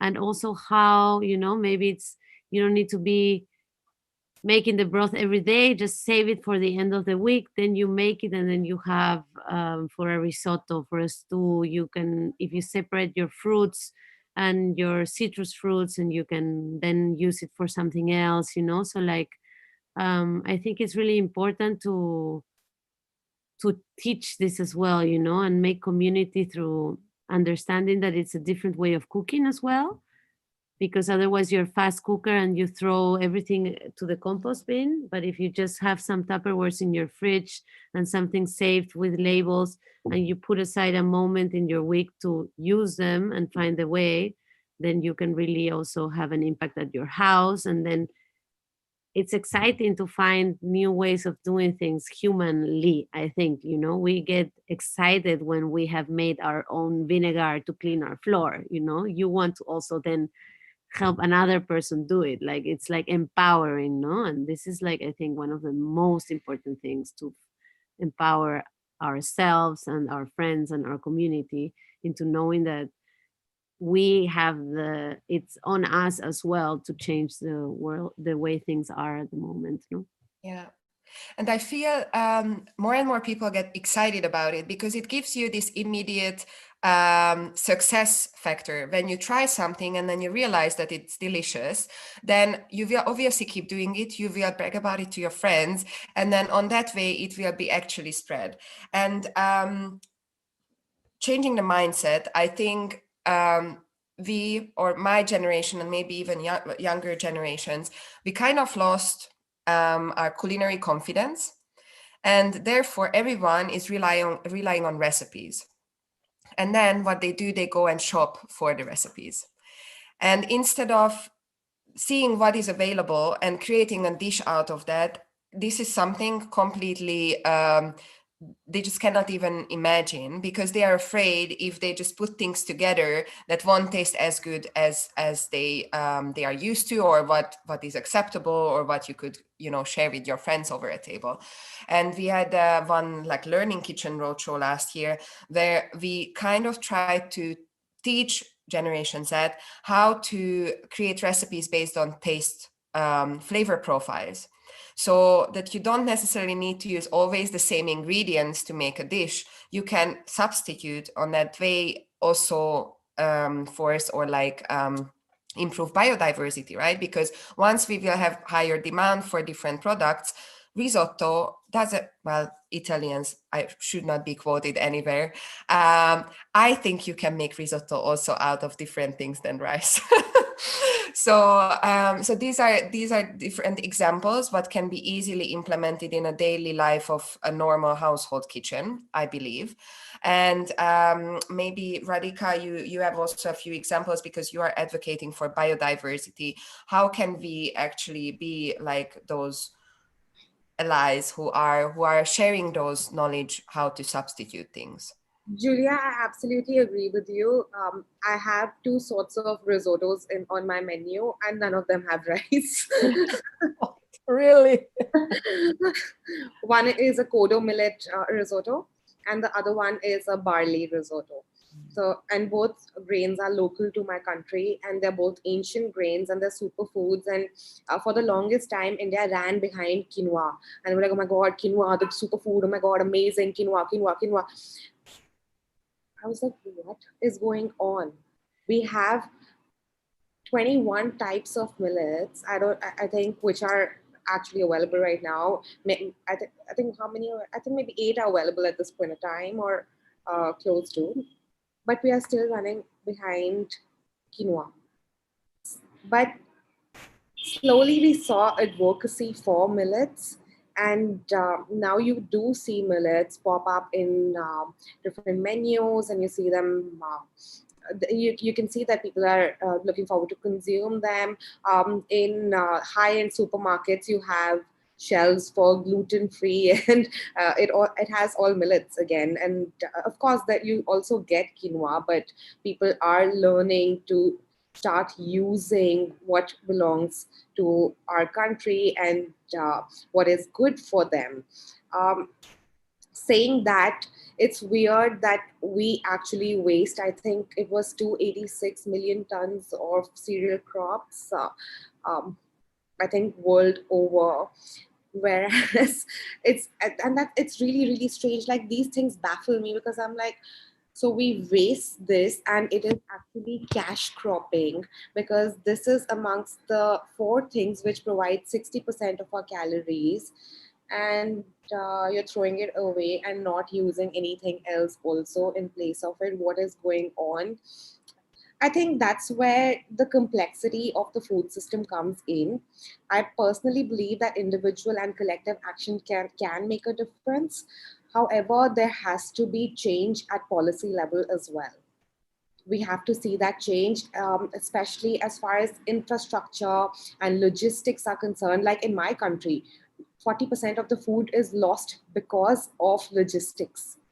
That is insane. And right now, it's a really, really bad time for farmers, because they're changing policies to make life even worse for them. Farmer suicides are so common in my country because of the policies, because of nothing else. Yeah. Well, there are definitely different actors in this in our food system who hopefully are brought together around these digital tables, and at one point we can bridge those gaps, and policies will be more supportive. Monica, I would like to thank you for being here. I know that you have a very busy schedule, so I will let you go. I will keep Amanda and Radhika here if they still have a bit of time when I introduce our next speaker. So thank you, Monica, and see you soon. Thank you very much, Radhika and Amanda. It was great to meet you. I will connect to keep the conversation. Bye. Yes. Bye. Bye. So our next speaker is actually from the UK, or at least she's based there. So Vega, are you here with us? It's time now to switch on the video. I think I need you to switch it on for me. Oh, okay, because I switched it off. I am sorry about that. I asked to start. Thank you very much. Yes, sorry. Hi, nice to see you. Hello, everyone. I'm really excited to be here. I'm the founder of Mimica, and I have a few slides to share with you to explain what we do a bit better. So Julia, am I okay to start? Yes, before you do, if I can just say a few words. Okay. So this is the second time when I have the privilege to introduce Solvega. I actually did that last year on Anuga, on the Anuga Horizon 2050 stage. And that was the first time when we could actually stand next to each other in person. Basically, what I wanted to say, we wanted to also showcase different ways of fighting food waste. So previously you heard about how to repurpose and use, well, actually eliminate waste from our system. And now Solvega will introduce us to a different solution, which needs a bit more and maybe cannot be done in our own kitchens at home, but definitely will help us to basically understand what is best before, best after. Is that something what we actually have to relate to? So Solvega, the stage is yours. Thank you. Perfect. Thank you very much. So I'm just going to try and share my screen. I hope this works. Yes, it's loading right now. Okay. I hope you can see something now. Yes. Perfect. Then technology is on our side this morning.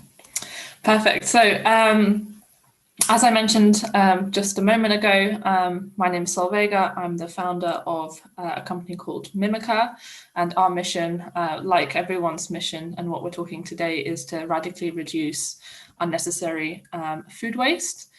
So a really important topic that we're discussing today is that obviously food waste is a very complex topic and it needs to be tackled from many different angles. But the particular problem that we're looking at is that obviously food manufacturers and retailers have to use expiry dates. And because it's impossible for them at the moment to know what individual person is going to do with their food, whether they're going to take it straight home and put it in the fridge and keep it there, or whether they're going to take a 3-hour round trip and then not really take things back into the fridge. So of course, those two products, even though they're the same product, are going to have different levels of freshness in the end. So to kind of take away that risk, it's kind of obvious why we have ended up with overcautious expiry dates. So that's clear. But however, in the UK, at least, there was a study that was done and we found that 60% of the food that we're throwing away is still perfectly edible. So for me, that's a system that doesn't work anymore. And here's what we have been thinking about to improve it. So there is actually an opportunity to help create kind of for the food industry, better brand loyalty and increasing obviously consumer confidence in freshness and helping them reduce waste. And we know from our user studies that it's actually impacting food industry sales. If people see that things are short dated, they're less likely to buy a product because they don't want to risk wasting any money, because everyone hates wasting money, and so that's kind of more front of mind, and it's actually kind of deterring some families away from buying fresh, nutritious foods, particularly kind of low-income families where the risk is just too high of wasting that product. So it's such a shame, because we know that shelf life can be much longer. On some products such as beef, it can actually be doubled, but because we don't know how people are treating the beef, at the moment it's 10-day shelf life.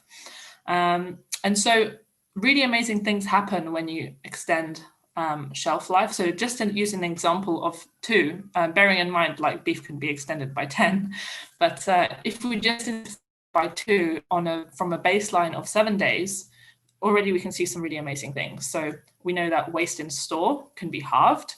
In store as well, there's an increase of sales of a 10%, which for a kind of tight margin industry, that's really significant. And then in the home, we're wasting even less, because just having those 2 extra days to consume a product, like you're most likely going to catch it and eat it in time on a kind of short shelf life product. So why does this happen? Number one reason is that obviously there's a longer time to display a product on the shelf before it needs to be wasted in store. Obviously, having extra days to consume products will make people feel like they're going to waste less and encourages them to buy more fresh foods. And it allows, kind of leading into my third point, it allows people to access better, fresher food, moving away from other categories, which are kind of more heavily processed, etc. So what we do at Mimica is that we help extend the shelf life, but actually not really changing the food at all, but just demonstrating the true longevity of the food. And so if these food producers and retailers could say with certainty that their food was still fresh, they could safely extend their shelf life, make more sales, and help reduce waste overall, which is the most important thing and why we're here. So we've worked at Mimica to solve this issue by creating labels that tell you exactly when food spoils, and it's called Mimica Touch. And using chemistry inside the product and smart design, we've created a solution that turns bumpy exactly when the food spoils according to the real temperature conditions that the food has gone through. So what's happening inside our label, oh, if my slides want to change, here we go. They are set up to kind of be activated either when they applied to the product, in the packaging stage, or by the consumer. So because obviously different products are either multi-use or are kind of on the go single use, so we can completely adapt it to make it completely accurate. And as I mentioned, all the user has to do is run their finger across it. We also have a cap version of the product for milk or juice, which is actually what we're launching first. And inside we have developed a unique gel chemistry, which we map and match to the spoilage characteristics of the specific food that we're targeting, which makes it so accurate. It's not just like a random temperature threshold, because that's going to be different for every food. So this is really what kind of is what we see is the next generation of freshness information. So as I mentioned before, we can calibrate this to different products and different temperature profiles that basically different temperature sensitivities. And so we're at the stage now where we're working with some really exciting companies to launch our first version of the product, which is going to be on the cap. We're working with mostly juice and dairy companies to launch this. And the reason why they're coming to us, actually, we haven't had to do so much marketing or kind of outreach, because they can see that we can help them reinforce sustainability and freshness messaging, something that they're maybe already doing, but we kind of help further back that up. Obviously helping these companies reduce unnecessary waste, increase sales, which everyone likes. And the really interesting thing that happens is that when you put a temperature sensitive device of some sort, is that you actually change behavior, because by people being aware that there's this temperature sensitive thing, I'm going to behave better. So whether I'm a truck driver going from the distribution center to the store, maybe I'll make sure to close the doors like in my breaks or whatever. Or if I'm at home using something that I know there's a temperature sensitive cap on my juice, I'm going to be quicker to put it back in the fridge after breakfast. And actually this is the really interesting thing, that just by making people aware that there's a temperature sensitive thing on it, they actually improve their own behavior and actually improve their own experience of the product, because it's going to be fresher tasting in the end. So that's something we're really excited about. So I think that's probably enough for me and what we do at Mimica. And we're really excited about all of the different areas where we can help. We're talking about food today, but as you can see from my slide, unnecessary waste is happening in lots of different industries. And we hope that you'd want to join our Mimica movement to radically reduce our unnecessary waste. So I'm happy to answer any questions that anyone might have. Thank you so much.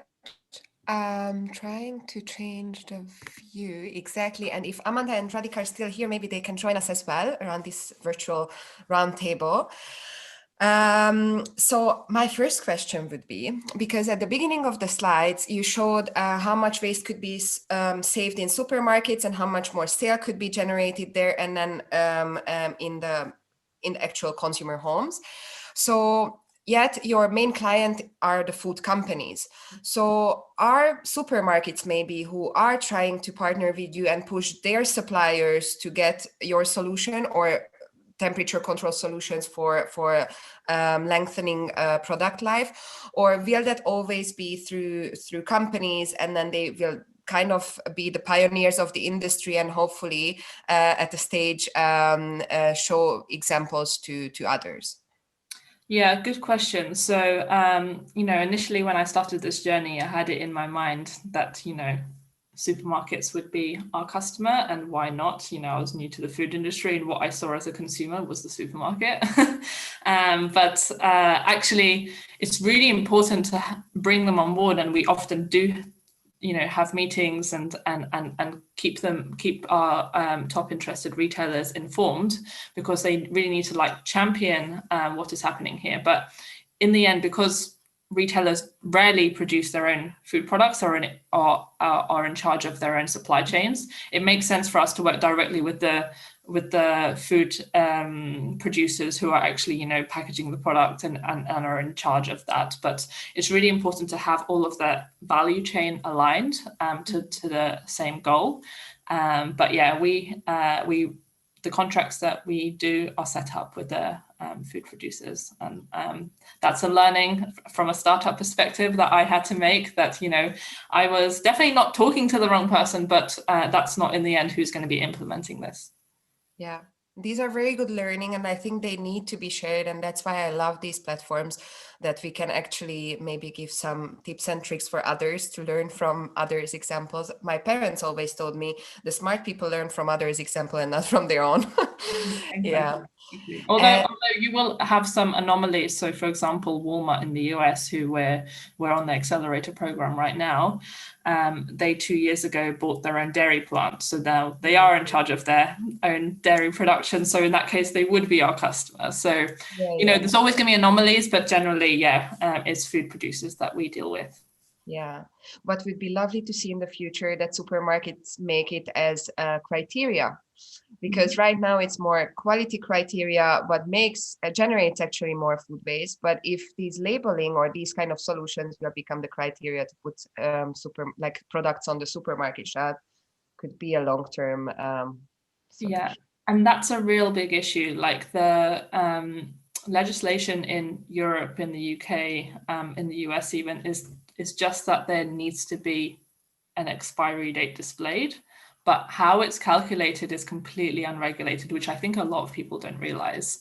And by having to have this thing in place, obviously the large companies, they have food safety teams to help them determine, like they'll do models of like how many people are going to keep it outside the fridge, and like, so we all need to be operating at the level of like the person who keeps their food the worst.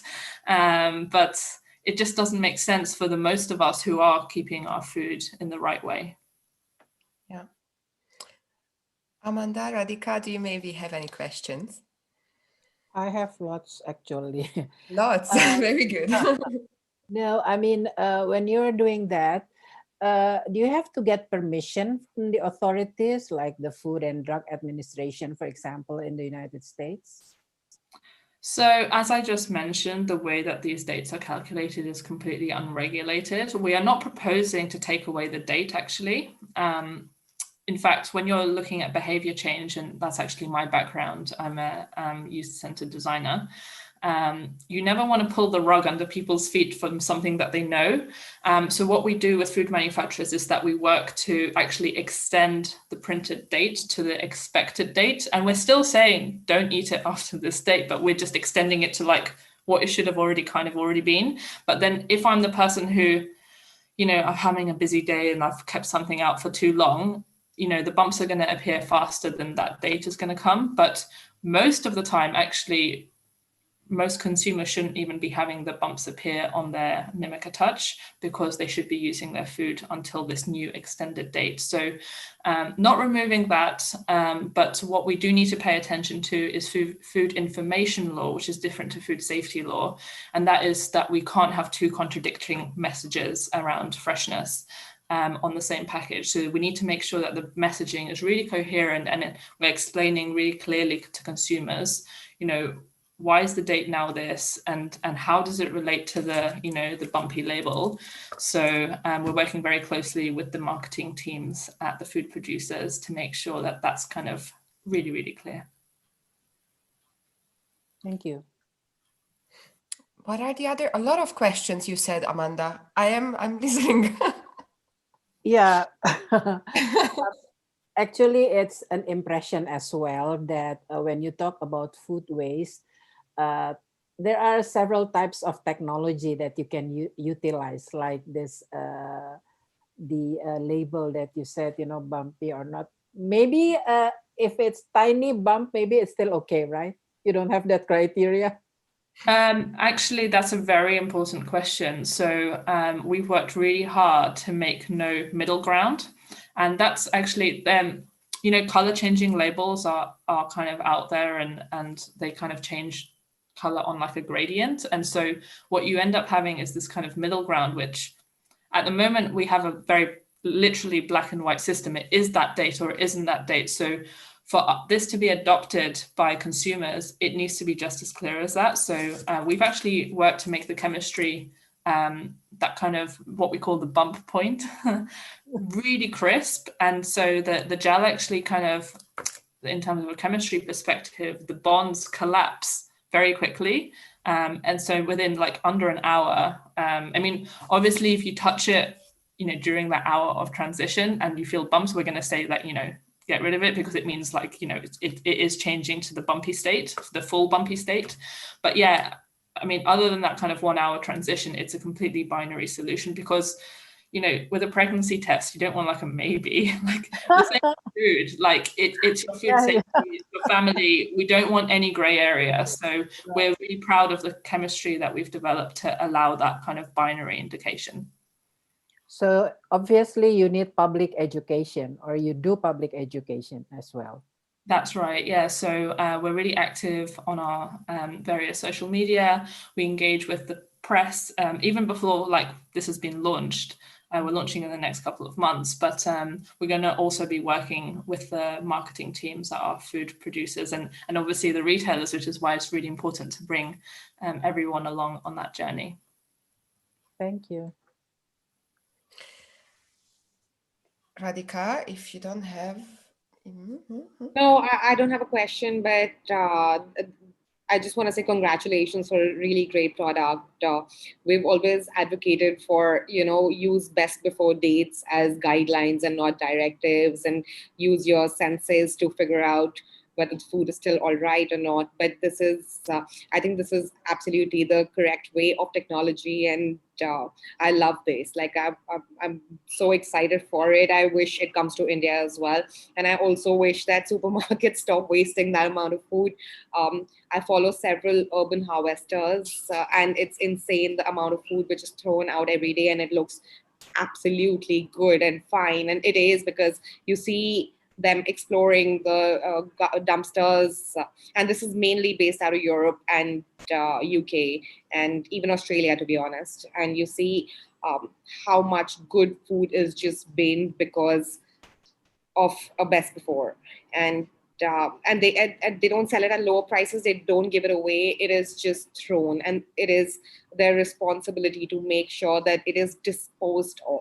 Mm-hmm. And I think something like this can really, really create change. So congratulations once again. Thank you so much. And I think it's also important to add that, you know, for this to be adopted at the scale that it needs to have impact, we also cost engineered it to be as low cost as possible. That's kind of another benefit of having a tactile system, because color changing compounds are quite costly. So we're only adding like a penny to the price of the package, and for that we're able to really strongly demonstrate the return on investment in terms of like efficiency in the store, reducing waste, and then also increasing sales. So that more than pays for itself for our customers, and that business case was so important to get right, otherwise it would just be forgotten about and never adopted. And then another important thing is that making sure that we don't affect recyclability, which is something that maybe some of you are thinking about. And we didn't want to solve one problem and create another. So we worked really hard to make sure that the gel inside is completely food safe. It's basically like the same. I mean, if you wanted to, it wouldn't taste very good, but like you could eat it. But basically when, for example, the cap, we are using the same plastic as the current caps. So when it's ground down, and usually in the plastic recycling process, whatever residual food is washed away. So the food safe gel would just be kind of washed away and composted in the same way that it is now, and then the plastic chips can be recycled in the same way as it is now. And I mean, we're using plastic because currently that's what our customers are using, but we are more than prepared to kind of move with the kind of material upgrades as they come. But it's very important for us. It would be actually worse for us to kind of I don't know, create a compostable cap where actually there's no system to deal with that, and that it sounds great, but we need to actually match the systems that are able to deal with it at the moment. And at the moment, that's recycling. Yeah. Thank you so much. And for closing our first session, before handing over to Rome, I had two thoughts what came to my mind. And I know it's not necessarily relevant to reducing food waste, but your label is way more inclusive. Because let's think about people who are maybe blind. How would they know about the expiry date anyway? They maybe rely more on their sensory, like tasting and as well. Wow. But then for them, it becomes more inclusive, and that just came to my mind while listening to the. Actually, the origin of the project. Yeah. Yeah, I actually was thinking about people with visual impairments because I was doing a 6-month research project about public transport for blind people. Cool. And it was just sitting on trains and buses while we were kind of, doing that study that I had the chance to be super nosy and ask them about other areas of their life. And that's where I realized this was a really big problem. And it was actually, again, discouraging them from buying fresh foods, and it had the expected negative health consequences. So a disproportionate number of blind people suffer, with being overweight and diabetes more than the kind of general population. Wow. So that's something, that inaccessible freshness information just didn't seem right to me. And in a way, we're all kind of blind to when our food really spoils, which is why we're in this mess. Exactly. And that brings me to that other sentence, what you just said, that food information laws are different than food safety laws. And for me, this is like something insane. Shouldn't these be all under one umbrella, connected to each other, so that we actually, this is my thought. Question put out there to the wider audience. Thank you so much for joining us today. I'm really encouraging everyone to keep watching today. So we are live till 4 p.m. and then FAO takes over, where I know that Radhika will have another gig later this afternoon. So thank you for everyone who is actually fighting against food waste and loss. And I'm very much looking forward to connect you for another occasion or for another project in the future. Thank you. Thank you, guys. Thank you. And for the audience, I will switch off our live stream now, but you will, once you refresh, in about 5 minutes, we will start the broadcast from Rome. Thank you. Have a nice day. Bye.